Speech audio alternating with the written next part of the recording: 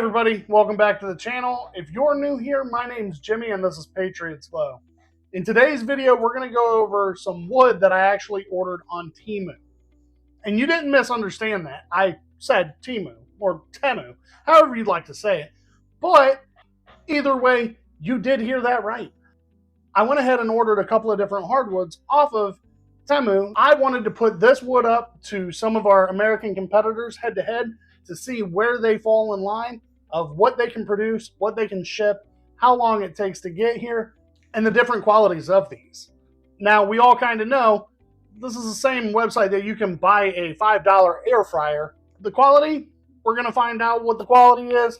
We are going to go ahead and do a series of tests on here. I promise, by no means am I a scientist. I only play one on TV, but we are going to cut into every piece of this wood. We are going to go ahead and go with wood that we also ordered off of Barrington and Mitten State Wood Supply. We also have hardwood from them as well, which is all back here, and it's a lot bigger. So we will pull all of these woods out, and we will give them all kind of a rating on what their moisture level is, what the actual quality of the wood is, how the packaging was, things of that nature. And I am going to let you know at the end of this video what my personal thoughts, opinions, and beliefs on this wood compared to this wood actually is. So if you stick around, you'll find out a few important things about this wood, and you're going to find out some important things about ordering wood like this for yourself or in the future. So stick around and let's get to it. So first things first, so that we don't sit here and take every piece one by one out of these boxes, I am going to try a few different types of wood, and we are going to compare them side by side. There will be wood in the Barrington box that we don't actually have over here and could not actually order on Temu. From the Temu side, we are going to test African rosewood, Purple Heart, Marabou, I believe. I don't know. I've never actually used it, so I don't know if that's the correct way to pronounce it, but that's how we're going to pronounce it. Walnut and Paddock. So these are going to be the woods that we try. We are also going to try one other kind. It is going to be black ebony is what it was advertised as. I don't know if this is actually black ebony or most of the characteristics for it. So I am going to have to look up a lot of characteristics for this wood to find out if I am looking for the right stuff for this. So I believe black ebony is supposed to be a very expensive wood, so I will definitely get to checking with that. Now, one last thing that I do want to go over. Any and most of this wood was either bought with perks, coupons, things like that, so that, I think overall I spent maybe $35 to $50 on all of this combined. So there was not a bunch of money dumped into this, or I don't even think the companies really made a lot of money. It was just something that I'm sure they were trying to get more purchases made, so they were giving freebies out or highly discounted prices. And I will show some of those pictures here to show you some of the discounted prices. I tried to go back through here very recently, but I couldn't get exactly the other stuff that I had ordered here. So I will link some of those here, not link them, but show them on the screen so that you can see them.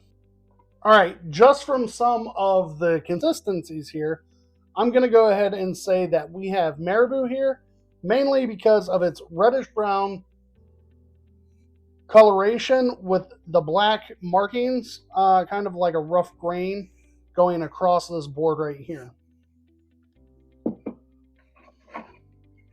I'm going to go ahead and say that this is the walnut because you have the dark coloration around the sides going up through here. Everything looks and feels to be okay. I do believe that this is Paddock, and everything looks to be okay with this as well.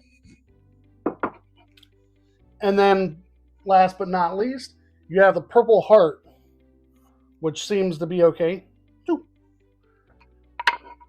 Okay, and from the Barrington woods, everything else also seems to be accurate, looks good, everything is together.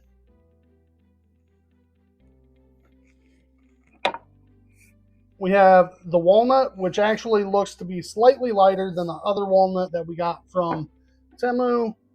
The marabou, paddock, and purple heart. The walnut from Temu.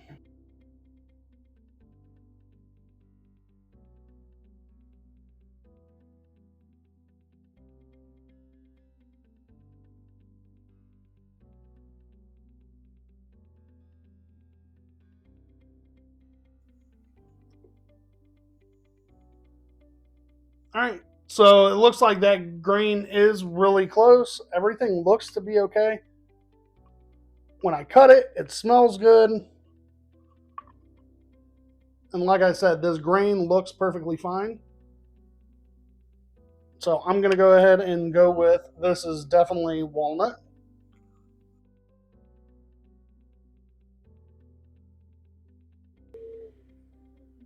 This is from Barrington, and everything seems to be the same. Like I did say originally, I believe that the Temu wood did have a little bit darker of a coloration, which I kind of like, but we're good here. All right, marabou.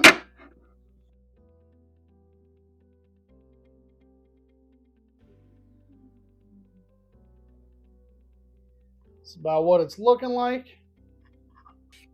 This one seems to be lighter than the one that I just had. I don't know if that's going to be like a possibly a moisture conditions.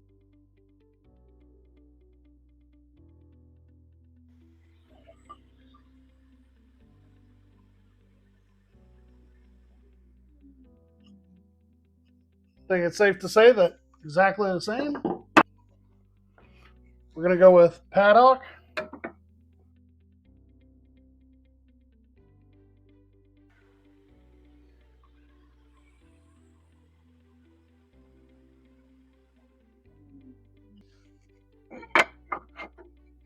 Once again, this seems lighter than the other one.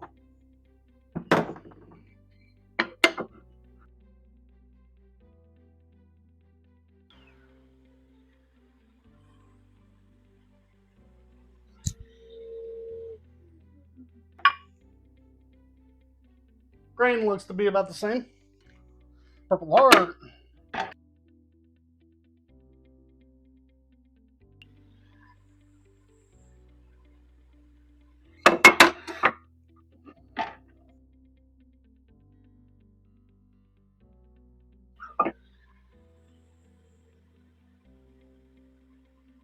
Okay, so far we have the Temu wood on my left and the Barrington wood on my right.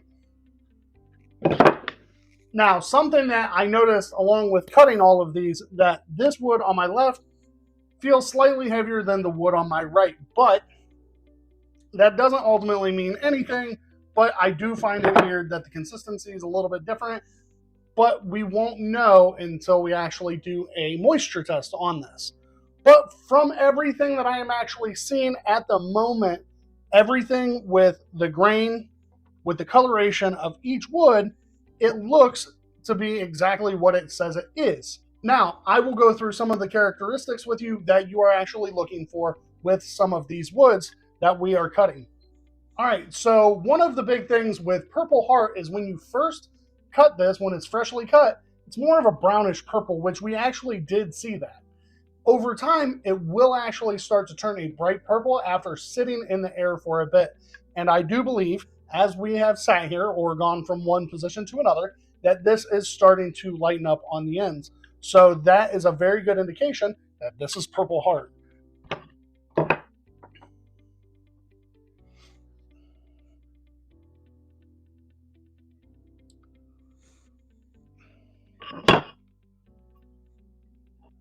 Okay, so that brings us along to the paddock, which is a bright orange or a deep red when it's really fresh, but it does darken to a reddish brown over time. So everything here seems to be good. The end grain seems to be perfectly fine. So that is what we have here.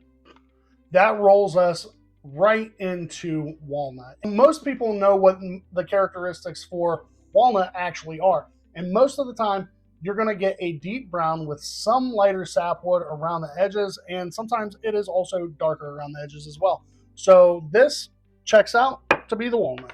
All right, and that rolls us into the marabou. We get a reddish brown with little golden flecks from mineral deposits throughout this wood.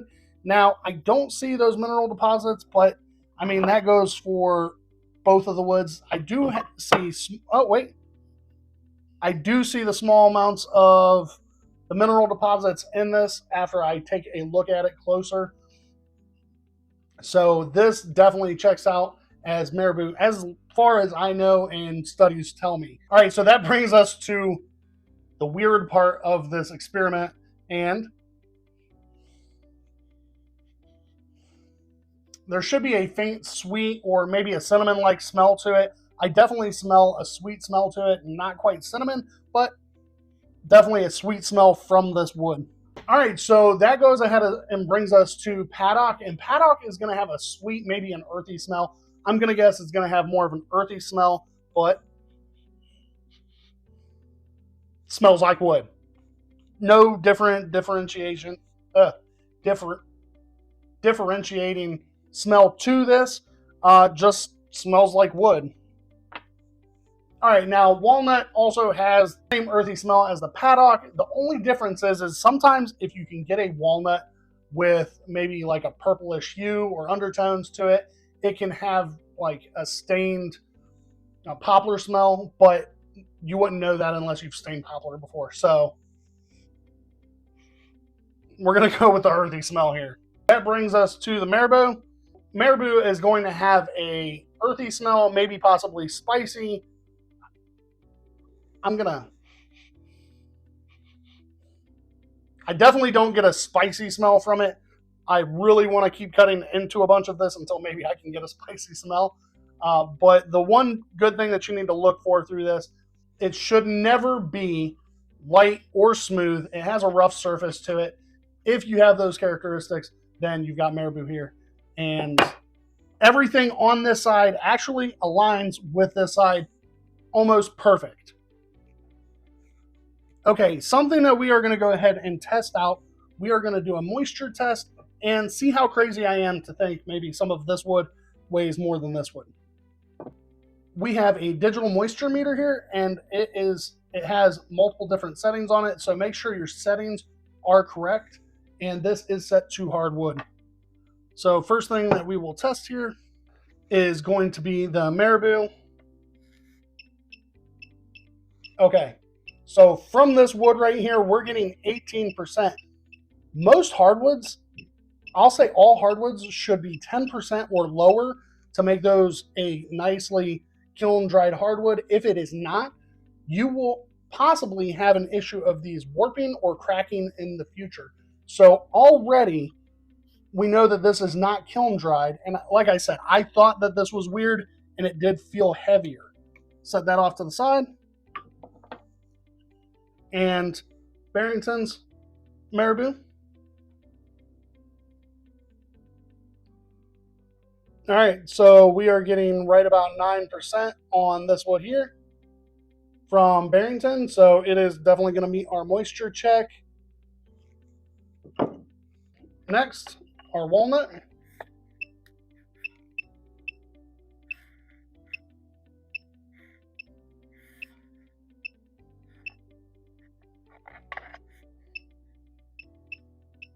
All right, so we are mid-range at 15%. So depending on where you move it on this board, though, this is also coming up as wet. I'm not going to continue to weigh these out. I think that was enough for us to realize that they are different weights. All right, so we will go ahead and come up to the walnut here.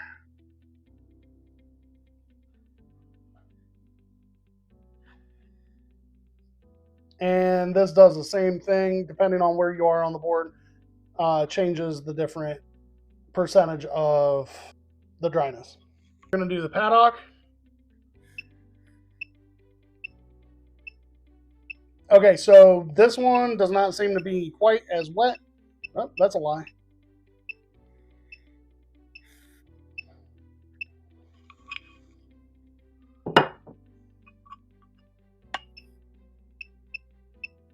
Yeah, we're going with wet wood. All right. We'll go with 10.4% for this one. And last but not least, on these woods that we're comparing, we are sitting at 15%, which is mid-range again.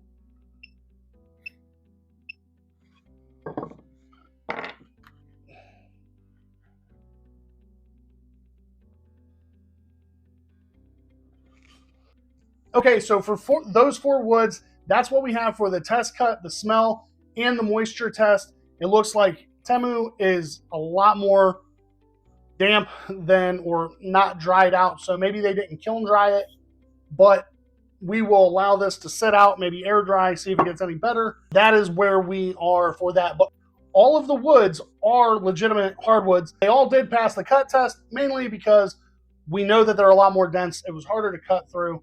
I mean, at the end of the day, they'll end up burning up your blade and it'll feel like you're cutting through stone. So I will go ahead and give these all the pass, the check, that these are all the correct woods. They all smelled earthy, just like regular woods would. They didn't smell like any pine or any random woods out there. And then the moisture test, like I said, they're all wet and these are not. And that is going to move us into test number 2. We don't actually have any comparable woods, so I did actually have to look some of these up, but we are going to cut through some African rosewood and that black ebony, but we're going to do that in the next video. So if you guys want to click on that and find out if we actually have those woods as well. Okay, so I wanted to jump in here real quick. It might be at the end of the video, partially through the end, or maybe somewhere through the middle. What I do want to go over with you and tell you guys, I do not absolutely under any condition condone purchasing hardwood overseas.